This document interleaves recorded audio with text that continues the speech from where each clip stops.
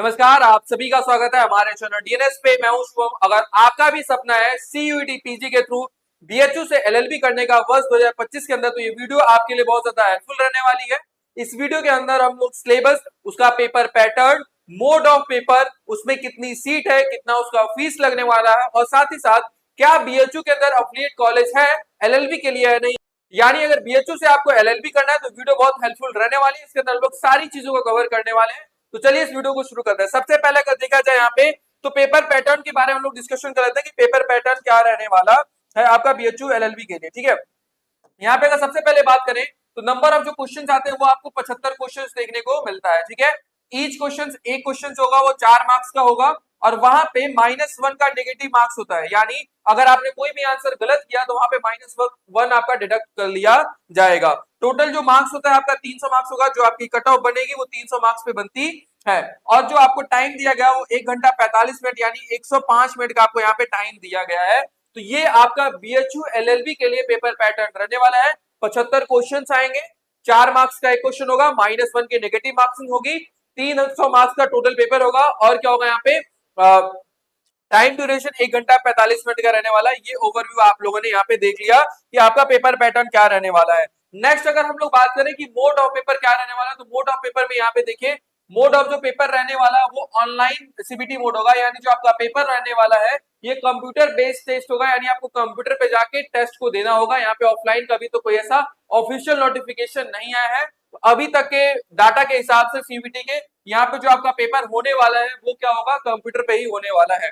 The question will be bilingual. तो एक चीज बहुत अच्छी चीज है यहाँ पे कि जो क्वेश्चन पेपर रहने वाला है वो बाइलिंगुअल यानी हिंदी और इंग्लिश दोनों में ही रहने वाला है। हिंदी और इंग्लिश में रहने से ये फायदा होगा कि जो भी बच्चे यूपी बोर्ड से हैं या जो बच्चे इंग्लिश मीडियम के हैं उनको यहाँ पे लैंग्वेज की दिक्कत नहीं आने वाली है। प्रश्न यहाँ पे दोनों ही भाषाओं में पूछा जाएगा, तो आपको आसानी होगी वहां पे कुछ प्रश्न को सॉल्व करने में, उसको सॉल्व करने में आपको इजी रहेगा यहाँ पे। तो यहाँ पे बाइलिंगुअल रहने से आपको फायदा होने वाला है इस चीज का। ठीक है, ऑनलाइन सीबीटी मोड में होने वाला है। नेक्स्ट अगर बात करें यहाँ पे पेपर पैटर्न के बारे में, तो पेपर पैटर्न देखिए एलएलबी के लिए सीयूईटी में आपको COQP11 याद रखना, यही आपका कोर्स का कोड है। और वही जो COQP11 है वही आपका सिलेबस रहने वाला है। सिलेबस का डिटेल वीडियो जो है COQP11 का वो इस चैनल पे जा चुका है। आप लोग इस वीडियो के नीचे डिस्क्रिप्शन बॉक्स में उस वीडियो को देख सकते हैं जहां पे हमने डिटेल में आपको सिलेबस बताया है कि COQP11 का सिलेबस क्या रहने वाला है। पर फिर भी मैं यहाँ पे थोड़ा सा ओवरव्यू दे दूं कि जो आपका COQP11 है इसके अंदर 5 सेक्शन से क्वेश्चन पूछे जाएंगे। जो पहला सेक्शन आपका वो लैंग्वेज का, लैंग्वेज में या तो हिंदी या इंग्लिश ले सकते हैं। अगर आप बीएचयू में एलएलबी करना चाहते हैं तो यहाँ पे आप हिंदी भी ले सकते हैं लैंग्वेज के अंदर, यहाँ पे उसको भी रखा गया है। नेक्स्ट अगर हम बात करें सेकंड जो सेक्शन रहने वाला है जनरल नॉलेज एंड अवेयरनेस का रहने वाला है। तीसरा जो हमारा रहने वाला टॉपिक वो कंप्यूटर बेसिक्स का रहने वाला है। चौथा जो हमारा है general aptitude and logical reasoning का रहने वाला है। और साथ ही साथ जो पांचवा है आपका क्या है, लॉजिकल रीजनिंग। और ये देखिए लॉजिकल रीजनिंग और जनरल एप्टीट्यूड का मतलब यहाँ पे है मैथ्स है। ठीक है, यहाँ पे मैथ्स इसमें लगभग 23 टॉपिक दिया गया है जो कि हम लोगों ने ऑलरेडी क्या किया, डिस्कशन किया है, वो आप जाके देख लीजिएगा जरूर। ये आपका 5 सेक्शन से क्वेश्चन आने वाला है। एक चीज मैं यहाँ पे क्लियर स्पष्ट आपको बता दूं कि जो ये 5 सेक्शन से क्वेश्चन आने वाले हैं यहाँ पे कहीं भी ये नहीं बताया गया कि वेटेज क्या रहने वाला है, कि हिंदी से कितने क्वेश्चंस आएंगे, जनरल नॉलेज अवेयरनेस से कितने क्वेश्चंस आएंगे, कंप्यूटर बेसिक्स से कितने क्वेश्चंस आएंगे। यहाँ पे कोई भी सेक्शन वाइज क्वेश्चंस फिक्स नहीं किए गए हैं। किसी वर्ष में 17 क्वेश्चन आए, किसी में 10 क्वेश्चन आ गए, कहीं में 22 क्वेश्चन थे फिर 10 क्वेश्चन आ गया रीजनिंग में। तो ऐसे करके बाइफर्केशन नहीं किया गया कि किस सेक्शन से कितने क्वेश्चन आएंगे। इसका मतलब स्पष्ट ये है आपको सभी सेक्शंस को बहुत अच्छे से पढ़ के जाना होगा और सभी चीजों को समान तरीके मतलब एक नजर से देखना होगा। ऐसा नहीं कि आपको ऐसा लग रहा है कि मैथ से ज्यादा क्वेश्चन आ जाएगा, रीजनिंग से ज्यादा क्वेश्चन आ जाएगा, कंप्यूटर छोड़ देते हैं। आपको इन पांचों सब्जेक्ट को समान दृष्टि से देखना है, सभी चीजों पे बहुत अच्छे से आपको तैयारी करनी है, क्योंकि मार्क्स हर जगह से मिलने वाला है आपको। और मैक्सिमम मार्क्स आपको अगर लाना है तो सारे सिलेबस को आपको कंप्लीटली पढ़ के अच्छे से जाना होगा। ठीक है, अब आगे हम बढ़ते हैं।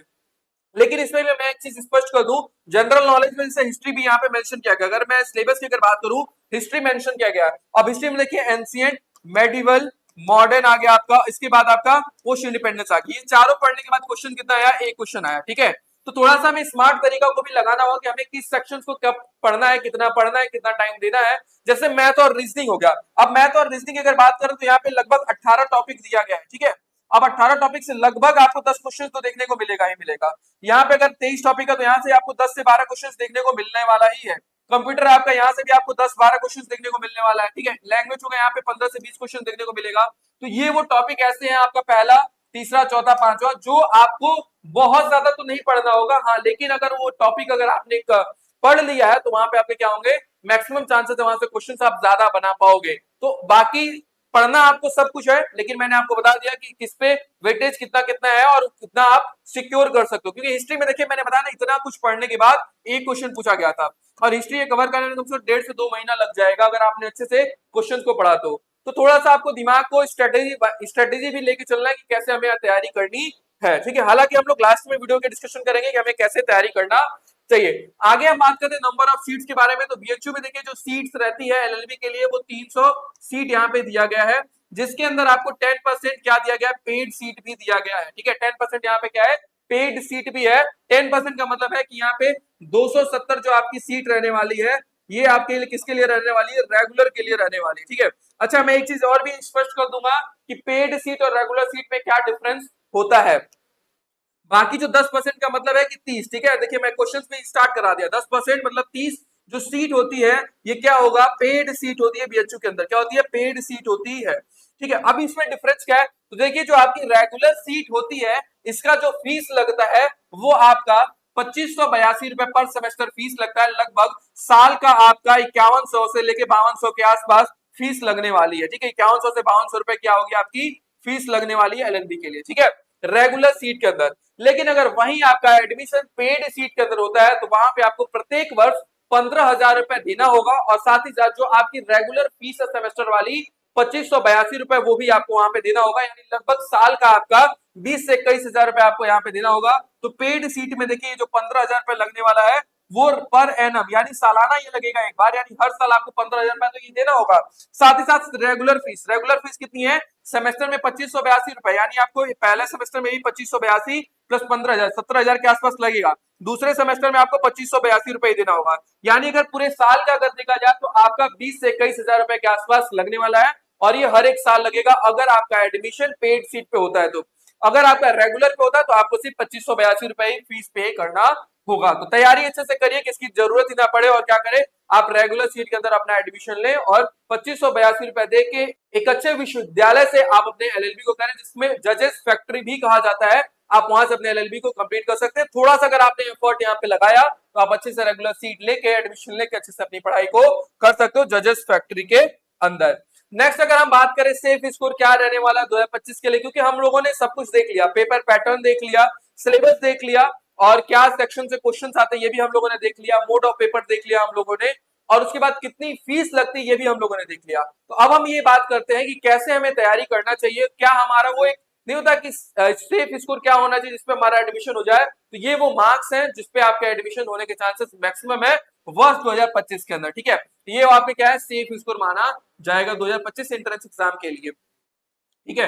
आउट ऑफ 300 क्या होता है आपका टोटल मार्क्स कितने हो जाएंगे, टोटल मार्क्स आपका 300 का होगा, जिसमें आपको इतने मार्क्स लाने होंगे। अगर आप जनरल कैटेगरी से हैं तो यहाँ पे 215 प्लस अगर आपके मार्क्स हैं, 210 से ऊपर, क्योंकि लास्ट ईयर क्या हुआ 210 या 11 के आसपास कट ऑफ बनी थी, तो मैं 3-4 नंबर से प्लस करके ही बता रहा हूं आपको कि अगर आपका 215 प्लस या उसके आसपास नंबर आ रहा है तो आपके मैक्सिमम चांसेस हैं कि आपको वहां पे एडमिशन मिल जाएगा रेगुलर सीट के अंदर। वहीं अगर ईडब्ल्यूएस की बात करें तो वहां पे अगर 212 नंबर के 210 212 नंबर अगर आपका आ रहा है तो आपका एडमिशन होने के चांसेस मैक्सिमम बनते हैं। ओबीसी की बात करें तो 205 प्लस अगर आपका आ रहा है तो आप एक सेफ स्कोर में। एससी की बात करें तो वहां पे 180 नंबर से अगर ज्यादा आ रहा है तो आप एक सेफ स्कोर के अंदर है। यहाँ पे एसटी की बात करें तो अगर आपका 150 नंबर से ज्यादा आ रहा है तो आप एक सेफ स्कोर में है। पीडब्ल्यूडी जो फिजिकली चैलेंज पर्सन होते हैं, अगर इनका भी 150 के आसपास आ रहा है, 140 भी अगर आ रहा है तो इनके भी एडमिशन होने के चांसेस यहाँ पे बनते हैं, मैक्सिमम बनते हैं। तो ये आपको वो स्कोर लेके चलना है। जब भी आप तैयारी करें तो आप जरूर जब भी मॉक दीजिएगा तो इस चीज को जरूर देखिएगा कि क्या आपके मार्क्स इसके आसपास आ रहे हैं या नहीं, ठीक है, आउट ऑफ 300 अगर आप फुल मार्क देते हैं। अच्छा, ये चीज इनिशियल भी नहीं आप कर पाएंगे क्योंकि अभी आप जस्ट सिलेबस पढ़ना स्टार्ट करेंगे और आप चाहो कितने मार्क्स आ जाए, तो ऐसा नहीं होने वाला। आपको आराम आराम से पहले टॉपिक को कवर करना है, क्वेश्चन प्रैक्टिस करना है, फिर आपको मॉक देना है, ठीक है। तभी आप ये बता लगा पाओगे कि आपकी तैयारी कैसी चल रही है। अगर अभी आप जाओगे मॉक देने, क्या होगा, अभी आपने बहुत अच्छे से पढ़ा नहीं, आपने प्रैक्टिस भी नहीं करी है, और अगर आप युद्ध भूमि में बिना प्रैक्टिस के बिना तैयारी के अगर आप चले जाओगे तो क्या होगा, जाहिर सी बात है आपको वहां पे चोट लगने ही वाली है। आपको वहां पे मन दुखी हो जाएगा अभी से और आप होपलेस हो जाएंगे। इससे बेहतर यह है कि आप सबसे पहले अपने सिलेबस को तैयार करिएगा, देन उसके बाद मॉक लगाइएगा। कुछ स्ट्रेटेजी भी मैं अभी आपको चलिए शेयर कर देता हूँ। ये स्कोर आप लोग एकदम याद रखिएगा कि इसके आसपास आपको लेके आना है। और एक चीज मैं फिर से बता दूं, आपको जो सिलेबस है वो COQP11 है, इस वीडियो के नीचे मिलने वाला है। आप उस वीडियो को जरूर जाके देखिएगा और हमारे चैनल पे लाइक सब्सक्राइब एंड शेयर जरूर करिएगा। वीडियो अच्छी लगी हो तो कमेंट भी जरूर करेगा। वीडियो खत्म नहीं हुई है, वीडियो भी आगे भी रहेगी, पर थोड़ा सा मैं प्रमोशन अपना कर दूं भाई कि आप लोग इस चीज को जरूर सपोर्ट करिएगा। थोड़ा सा अगर वीडियो अच्छी लगी हो तो आप लोग कमेंट बॉक्स में ही बताइएगा। और भी अपडेट्स और भी जितने भी चेंजेस होंगे, जो भी सिलेबस होगा, PYQ होगा, साथ ही साथ जो कंटेंट होगा, वो सब कुछ हम लोग इस चैनल पे प्रोवाइड कराने वाले हैं प्लेलिस्ट के माध्यम से। तो आप हमारे चैनल को फॉलो जरूर कर लीजिएगा। और प्लेलिस्ट एक बनने वाला है CUET PG LLB करके /BLLB भी होगा उसमें, तो वहां पे आप लोग जाके जितने भी अपडेट, जितने भी क्वेश्चंस कराए जाएंगे, वो सारी चीजें आप वहां पे देख सकते हो। Strategy for the next 5 months की अगर हम बात करें, कुछ स्ट्रेटेजी भी मैं शेयर कर देता हूं आपसे। तो देखिए, अभी मैंने आपको बताया कि 5 सेक्शन से क्वेश्चंस आने वाले हैं, जिसमें लैंग्वेज में मार्क्स गेन करना अच्छा है, ठीक है। हालांकि पढ़ना तो आपको सब है, मैं ये नहीं कर रहा हूं, देखिए मैं फिर डिस्क्लेमर दे रहा हूं, मैं ये नहीं कर रहा हूं कि आप किसी चीज को छोड़ दीजिए। पर हाँ, एक चीज मैं जरूर बताऊंगा कि लैंग्वेज में आप जिस भी लैंग्वेज में कंफर्टेबल, या आप हिंदी में है या फिर आप इंग्लिश में, आप कोई भी लैंग्वेज में एक अच्छा मार्क्स स्कोर कर सकते हैं, ठीक है। आगे और इसमें लगभग आपको 15 से 20 क्वेश्चन देखने को मिलता भी है, ठीक है। लैंग्वेज में आपको 15 से 20 क्वेश्चन देखने को मिलता है, तो आपका लैंग्वेज बहुत आसानी से तैयार होगा। जितने में आप एक इतिहास पूरा तैयार करोगे, उतने में आप हिंदी या इंग्लिश भी तैयार कर लोगे। अब हिस्ट्री से आया एक क्वेश्चन, यहां से आया 15 से 20 क्वेश्चन, तो आप समझिए वक्त उतना ही लगा, पर आउटपुट क्या आया, ठीक है। आप हिस्ट्री पूरा पढ़ के गए, एक लाइन एक क्वेश्चन अटेम्प्ट कर पाए।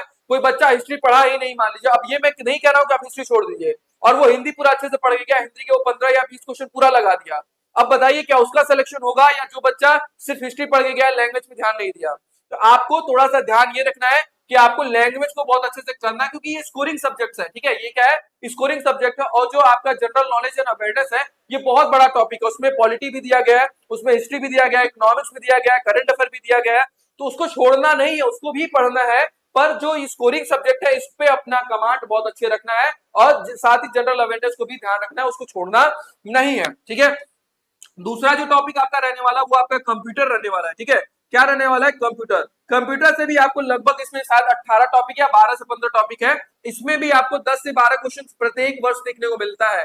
10 से 12 प्रश्न जो है वो देखने को मिलता है। तो इसमें भी बहुत बेसिक सी चीजें हैं, माइक्रोसॉफ्ट वर्ड, पावर पॉइंट, ये सारी चीजें वहां पे दिया गया है, एक्सेल है। तो इसका आप बेसिक सी पूरा है, तो ये आप यहाँ से भी कवर कर सकते हो। और यहाँ पे भी देखिए आपको अच्छा खासा मार्क्स यहाँ से मिल जाएगा, ठीक है।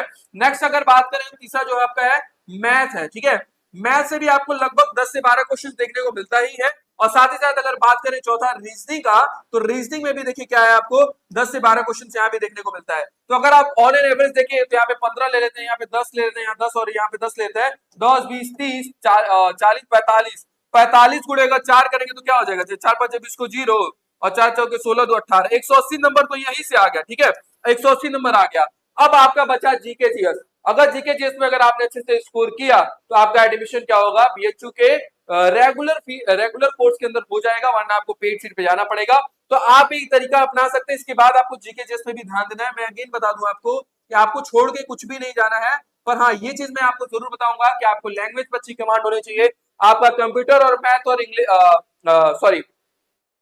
लैंग्वेज में हिंदी या इंग्लिश तैयार होना चाहिए अच्छे से। आपका कंप्यूटर अच्छे से तैयार होना चाहिए। अच्छे से तैयार का मतलब है कि अगर 12 क्वेश्चन आ रहा है, तो आपका लगभग 10-11 क्वेश्चन सही हो रहा है, ठीक है। लैंग्वेज में भी वही चीज, और ये छोटे टॉपिक है। लैंग्वेज आपका छोटा है, कंप्यूटर आपका छोटा है, आपका मैथ और रीजनिंग जो है वो भी लिमिटेड चीजें हैं। आप उसको अच्छे से प्रैक्टिस करके कमांड कर लीजिए उसको बहुत अच्छे से, ठीक है। और जितना जल्दी कोशिश करें कि इन चारों चीजों को कवर करिए, ठीक है। ये चारों चीजों को सबसे पहले आप कवर करने की कोशिश करें, क्योंकि ये देखिए थोड़ा छोटा भी है, और इसको आने वाले 2 से 3 महीने के अंदर पूरा कंप्लीट कर लीजिए। और इस पे बार बार प्रैक्टिस करते रहिए। इसके PYQ को देखिए आप लोग, ठीक है, उसका प्रैक्टिस करिए। ये सब चीज करते रहिए, और जीके जिसको भी साथ में तैयार करना है, मैं फिर से बता दूं आपको, जीके जी छोड़ना नहीं है, ठीक है। एक चीज और, अब अगर बात करें आपको तैयारी क्या क्या करना है इसमें, देखिए तो सबसे पहले आपको याद ये रखना है, जैसे ही आपने कोई, देखिए यहाँ पे सिलेबस जो दिया है, 5 सेक्शन में आपका सिलेबस दिया गया है, ठीक है। 5 सेक्शन में आपका सिलेबस है, जिसमें आपने सपोज करिए मैथ में कोई एक टॉपिक पढ़ा, ठीक है। अगर मैथ्स में कोई एक टॉपिक आपने पढ़ लिया, एक टॉपिक मान लीजिए आपने क्या पढ़ा, परसेंटेज पढ़ लिया, ठीक है। तो अब आपको तैयारी कैसे करना है वो मैं बताता हूँ, आप सारे सेक्शन में अप्लाई करिएगा। अब जैसे ही आपने परसेंटेज पढ़ा, इसका आप लोग कॉन्सेप्ट पहले देख लीजिए, ठीक है।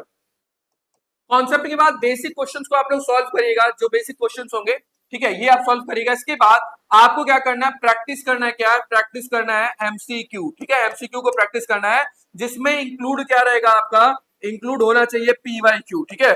अगर आपका क्वेश्चन और प्रैक्टिस क्वेश्चन और पीवाईक्यू अगर बन जा रहा है तब तो बहुत अच्छी बात है। अगर परसेंटेज के 10 क्वेश्चंस आपने पहले कॉन्सेप्ट देखा, कुछ बेसिक क्वेश्चंस कराएगा, उसके बाद अगर आपने पीवाईक्यू मान लीजिए 20 क्वेश्चन लिया, अगर 20 क्वेश्चन या 10 क्वेश्चन अगर आपने लिया, सपोज 10 क्वेश्चन लिया, अगर आपका 8 से 9 क्वेश्चन बन जा रहा है तो अच्छा है। अगर आपका 3-4 बन रहा है तो आपको परेशान नहीं होना है, फिर से आपको कॉन्सेप्ट पे काम करना है और बेसिक क्वेश्चंस पे काम करना है। अगर ये आपका दोनों अच्छा रहेगा तो आप ये सारे क्वेश्चंस को बना ले जाएंगे, ठीक है।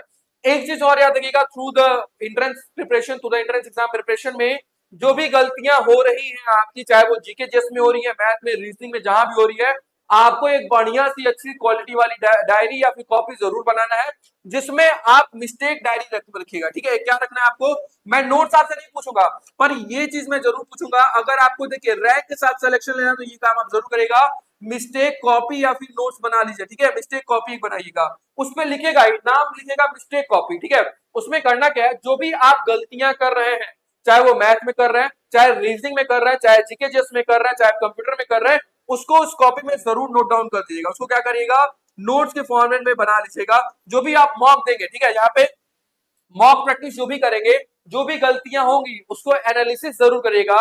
एनालिसिस के बाद क्या करना है आपको, उस नोट्स में आपको लिख लेना है, अगर जो भी आपने क्वेश्चन गलत किया है तो उसको आप लोग जरूर लिख लीजिएगा, ठीक है। तो ऐसे आप अपनी तैयारी कर सकते हैं, ऐसे स्ट्रेटेजी बना के, जैसे टॉपिक वाइज आप कॉन्सेप्ट क्लियर करें, उसके बाद आपको क्या करना है, उसके बेसिक क्वेश्चन, उसके बाद क्या करना है, एडवांस क्वेश्चन, साथ ही साथ उसमें पीवाईक्यू भी होना चाहिए। और एक चीज मैं आपको बता दूं, डीएनएस से अगर आप प्रिपरेशन करना चाहते हैं, CUET PG LLB entrance exam के लिए, बीएचयू से अगर आप एलएलबी करना चाहते हैं तो आप हमारे पेड बैच के साथ भी जुड़ सकते हैं, जिसमें हम लोग सिस्टमैटिक तरीके से सारी चीजें वहां पे कवर कराने वाले हैं। पहले वहां पे टॉपिक वाइज जितने भी टॉपिक्स दिएंगे उसके कॉन्सेप्ट की वीडियो, बेसिक क्वेश्चंस जाएंगे, साथ ही साथ में मॉक टेस्ट भी दिया जाएगा और फुल लेंथ मॉक टेस्ट भी रहने वाला है। तो कुछ कोर्स के फीचर्स को मैं बता दे रहा हूं यहाँ पे कि कैसे ये हमारा प्रवेश बैच आपके एंट्रेंस एग्जाम के लिए हेल्पफुल रहने वाला है। हमारा प्रवेश बैच स्टार्ट हो चुका है for BA, BSc, BCom, BLLB and LLB और एमबीए के लिए हमारा बैच स्टार्ट हो चुका है, प्रवेश बैच। इसकी कुछ डिटेल इंफॉर्मेशन मैं बता देता हूँ। कंप्लीट सिलेबस कराया जाएगा, ऑनलाइन क्लास, और ये जो क्लास आपकी होने वाली है लाइव होने वाली है, ठीक है, आपकी लाइव क्लास चलने वाली है। इसमें होगा क्या, लाइव क्लास का फायदा ये है कि आप वहां पे जितने भी आपके डाउट्स होंगे आप तुरंत वहां पे क्लियर कर सकते हैं। नेक्स्ट जो हमारा है, जो मीडियम ऑफ क्लास होगा, यानी हमारी जो क्लास होने वाली है वो हिंदी और इंग्लिश दोनों ही भाषाओं में होने वाली है, तो इससे किसी भी बच्चे को परेशानी नहीं होगी भाषा को लेके। जो भी कंटेंट हम लोग बोर्ड पे पढ़ाएंगे वो हिंदी और इंग्लिश दोनों ही भाषाओं में रहेगा, और उसको आप लोग डाउनलोड करके पढ़ भी सकते हैं, यानी कंटेंट भी आपको वहां से मिल जाया करेगा। Live doubt session if required, देखिए अगर लाइव क्लास चल रही है तो आपके जितने भी डाउट है वहां पे ले लिए जाएंगे, लेकिन फिर भी अगर आपको कोई डाउट है तो वहां पे हम लोग क्या करेंगे, लाइव डाउट सेशन भी रखा जाएगा। चैप्टर वाइज प्रैक्टिस सेट, ये सबसे ज्यादा जरूरी है।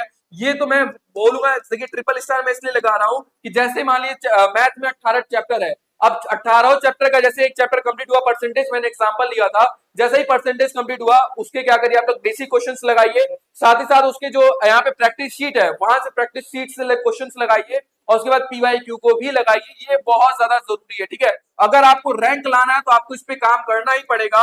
लास्ट ईयर आप अगर गोरखपुर विश्वविद्यालय की बात करें, लखनऊ विश्वविद्यालय की बात करें, एक अच्छे अच्छे रैंक लाने वाला, रैंक 1 लाने वाला बच्चा भी क्या बोला कि सर मैं इस चीज पे बहुत ज्यादा वर्क करता था, chapter wise test and practice set पे हम लोग बहुत ज्यादा वर्क करते हैं, और हम लोगों ने इस पे बहुत वर्क किया है कि ये जो चैप्टर वाइज टेस्ट और प्रैक्टिस सेट दिया जाए ये इस प्रकार का दिया जाए जो आपके एंट्रेंस एग्जाम में क्वेश्चन फंस जाए, और वहां के पीवाईक्यू को भी वहां पे हम लोगों ने मेंशन किया है। तो इस चीज का हम लोगों ने बहुत अच्छे से ध्यान रखा और बारीकी से एक एक क्वेश्चन को मैंने सेलेक्ट करा है, बहुत जगह से डाटा कलेक्ट करके सारे क्वेश्चंस का, ठीक है।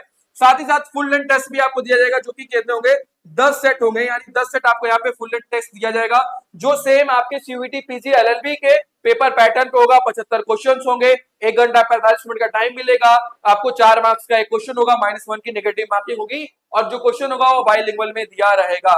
यानी जो आपका जो फुल लेंथ टेस्ट होने वाला है वो बिल्कुल सीयूईटी पीजी एलएलबी के पेपर पैटर्न पे होने वाला है। क्लास के नोट्स और सिलेक्टेड नोट्स भी आपको यहाँ पे दिए जाएंगे, और पर्सनल गाइडेंस रहेगी, मेरी पूरी पर्सनल गाइडेंस रहेगी आपके एंट्रेंस एग्जामिनेशन तक। जो कोर्स का ड्यूरेशन है वो 4 महीने में ही कंप्लीट हो जाएगा, पर ऐसा नहीं है कि 4 महीना जैसे ही हुआ हम आपको छोड़ देंगे, ऐसा नहीं है। अगर आप हमारे प्रवेश बैच के साथ इनरोल होते हैं तो जब तक आपका एडमिशन नहीं होता तब तक डीएनएस आपके साथ है। जितने भी आगे हम लोग इनिशिएटिव्स लेंगे, जैसे हम लोग क्विक रिवीजन कराना स्टार्ट करें और भी extra question series question practice अगर कराना है शुरू करेंगे तो उसमें आपको फ्री एक्सेस दे दिया जाएगा, उसका कोई भी डीएनएस चार्ज नहीं लेने वाला आगे जितनी भी हम लोग चीजें लाने वाले, ठीक है।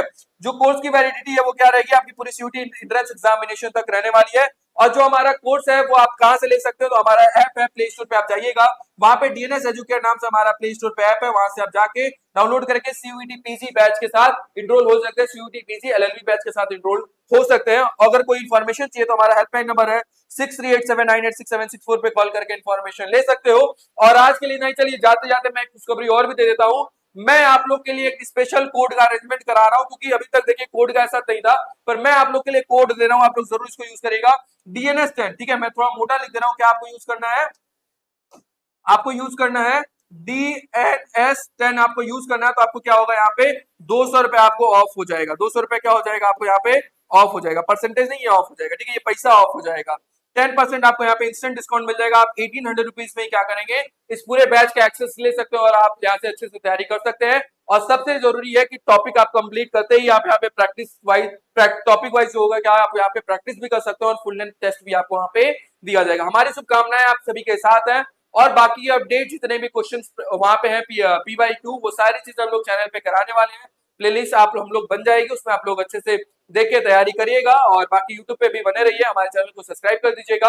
वीडियो अच्छी लगी हो तो कमेंट बॉक्स में जरूर बताइएगा, बाकी मिलते हैं PYQ के अंदर। आज के लिए इतना ही, बहुत बहुत शुभकामनाएं, थैंक यू सो मच।